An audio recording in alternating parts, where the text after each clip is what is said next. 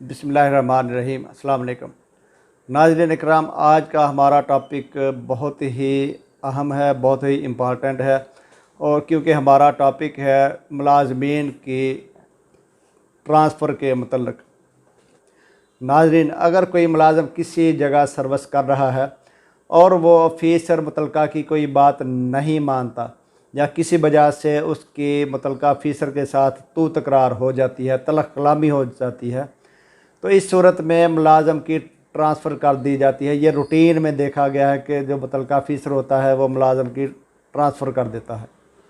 और अमूमन हर मुलाजम ही इस तरह के ऑफिसर्स के जुल्म का शिकार हो चुका होता है अपने सर्विस के पीरियड के दौरान।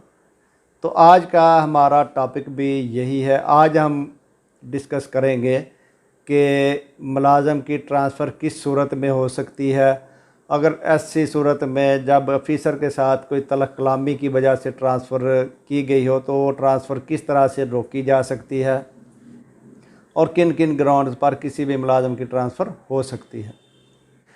इस सिलसिले में सेक्शन 9 सिविल सर्विस एक्ट यानी कॉम्पिटेंट अथॉरिटी किसी भी मुलाजम की किसी भी वक्त ट्रांसफ़र कर सकती है, लेकिन इसका ये मतलब नहीं है कि उसके फंडामेंटल राइट्स को इन्फ्रिंज करते हुए अपनी मर्ज़ी के मुताबिक मुलाजमीन को इधर उधर ट्रांसफ़र करते रहा करे ताकि वो उन मुलाजमीन के लिए परेशानी का मौजब बने।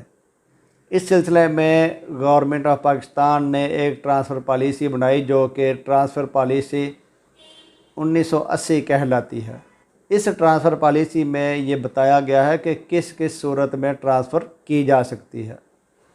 इसी पॉलिसी में ट्रांसफ़र बिफोर टेन्योर का जिक्र भी मौजूद है कि अगर किसी मुलाजम की किसी जगह तैनाती को 3 साल कंप्लीट नहीं हुए तो इस सूरत में क्या उसकी ट्रांसफ़र हो सकती है या नहीं हो सकती, क्योंकि ये पॉलिसी का बेसिक इंग्रेडिएंट है, बेसिक थीम है कि किसी भी सरकारी मुलाजम की 3 साल टेन्योर की कंप्लीशन से पहले ट्रांसफ़र नहीं की जा सकती। इसकी लॉजिक ये बयान की गई है कि जब 3 साल से पहले किसी मुलाजम की ट्रांसफ़र किसी दूसरे शहर में कर दी जाती है तो वो सिर्फ मुलाजम की ट्रांसफ़र नहीं होती बल्कि उसकी फ़ैमिली की, उसके बच्चों की, तमाम मामलात की ट्रांसफ़र होती है, क्योंकि बच्चों ने मुख्तलिफ़ स्कूल्स चेंज करने होते हैं, रहाइश का अरेंज करना होता है। इस तरह उस मुलाजम के लिए हर्डल क्रिएट होती है।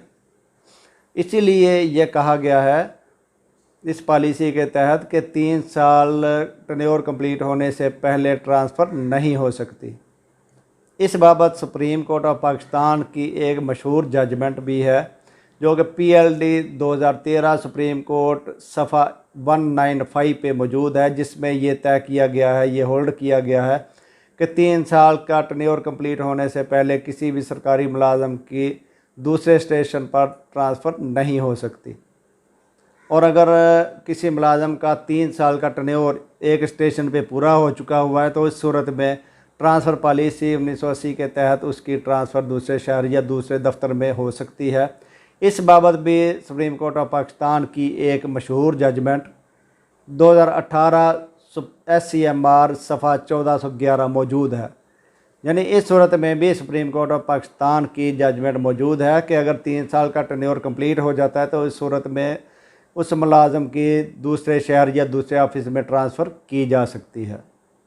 लेकिन इस ट्रांसफ़र पर भी एक कदगन लगा दी गई है कि ये सिर्फ ट्रांसफ़र स्टीरियोटाइप ऑर्डर के ज़रिए नहीं होगी, ना ही 2-3 लाइनों के ऑर्डर के ज़रिए होगी, बल्कि इसमें मुकम्मल रीज़निंग देनी होगी कि इस रीज़न की वजह से इस मुलाजम को दूसरे इलाके या दूसरे शहर में या दूसरे ऑफिस में ट्रांसफ़र किया जा रहा है। ये स्टीरियोटाइप 2-3 लाइनों का ऑर्डर नहीं होगा। अगरचे उसका टेन्योर 3 साल का कंप्लीट हो चुका है, इसके बावजूद उसकी ट्रांसफ़र एक वेल रीजनिंग ऑर्डर के ज़रिए ही मुमकिन हो सकती है।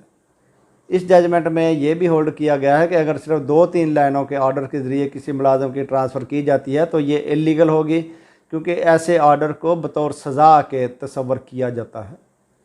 इसके साथ ट्रांसफ़र पॉलिसी 1980 में ये भी ग्राउंड्स हैं कि अगर कोई फ़ीमेल एम्प्लॉय जो है वो अपने घर के करीब तरीन स्टेशन पे अपनी सर्विसेज अंजाम दे रही है तो उसको अपने घर से दूर ट्रांसफ़र नहीं किया जा सकता। इसके अलावा एक और ग्राउंड भी है ट्रांसफ़र पॉलिसी 1980 के तहत कि अगर 3 साल का टर्नओवर मुकम्मल हो भी जाता है तो जो हायर ऑफिशल्स होते हैं, अफसरान होते हैं, उनका ट्रांसफ़र कर दिया जाता है, लेकिन जो लोअर ग्रेड के मुलाजमीन होंगे उनका ट्रांसफ़र नहीं किया जाएगा। क्योंकि बाज़ औक़ात देखा गया है कि लोअर ग्रेड्स के जो मुलाजमीन होते हैं उनका दूसरे ज़िले में ट्रांसफ़र कर दिया जाता है, तो ऐसा ट्रांसफ़र पॉलिसी 1980 की वायोलेशन होगी और वो इलीगल ट्रांसफ़र होगी और वो फौरी तौर पे जो मुतलका मुलाज़म है जब सर्विस ट्रिब्यूनल में अपील फ़ाइल करेगा तो ऐसी ट्रांसफ़र फौरी तौर पे रिवोक हो जाएगी, वो सस्पेंड हो जाएगा ऐसा ऑर्डर, वो बहाल नहीं रह सकेगा, ऐसा ऑर्डर फील्ड में नहीं रहेगा। क्योंकि इसी ट्रांसफ़र पॉलिसी 1980 में ये क्लियरली मेंशन कर दिया गया है कि लोअर पेड स्केल मुलाजमीन जो होते हैं आप उनको दूसरे शहर में ट्रांसफ़र नहीं कर सकते। हाँ, जिस शहर में वो सर्विस कर रहे हैं उनको एक दफ्तर से दूसरे दफ्तर में आप ट्रांसफ़र कर सकते हैं, दूसरे शहर में उसको ट्रांसफ़र नहीं कर सकते। ये एक बेसिक कंडीशन है ट्रांसफ़र पॉलिसी 1980 की। इसी तरह ये भी ट्रांसफ़र पॉलिसी 1980 में मेंशन कर दिया गया है कि अगर किसी भी सियासी दबाव के नतीजा में किसी मुलाजम की ट्रांसफ़र की जाती है तो वो ट्रांसफ़र इलीगल होगी, उसको फौरी तौर पे सर्विस ट्रिब्यूनल की जानिब से सस्पेंड करवाया जा सकता है, क्योंकि ये अगेंस्ट लॉ है, अगेंस्ट थीम और सर्विसेज रूल्स है। इसलिए ऐसी जो ट्रांसफ़र है उसको ट्रांसफ़र कंसीडर नहीं किया जा सकता। इसमें एक और चीज़ जो है सर्विस रूल्स 1980 में मेंशन की गई है वो ये है कि फ़र्ज़ करें आपकी ट्रांसफ़र हो जाती है, चाहे एक शहर से दूसरे शहर या एक ऑफ़िस से दूसरे ऑफ़िस में हो जाती है। जब आप अपने ऑफ़िस में रिलीविंग दे देते हैं तो उसके बाद फिर अगर आपका केस बिल्कुल लीगली भी हो तो आपको सर्विस ट्रिब्यूनल से या किसी भी फोरम से फिर आपको स्टे ऑर्डर नहीं मिल सकता, आपका जो ट्रांसफ़र है वो सस्पेंड नहीं हो सकती क्योंकि आपने रिलीविंग दे दी हुई है।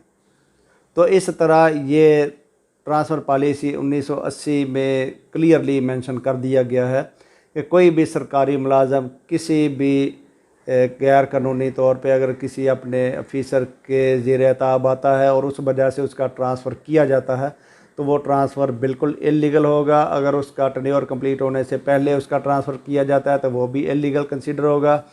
और ये इस तरह की जो ट्रांसफ़र्स हैं वो against justice and against law होंगी और तमाम ट्रांसफ़र मुअत्तल की जा सकती हैं और सर्विस ट्रिब्यूनल इनके ख़िलाफ़ स्टे ऑर्डर जारी कर सकता है।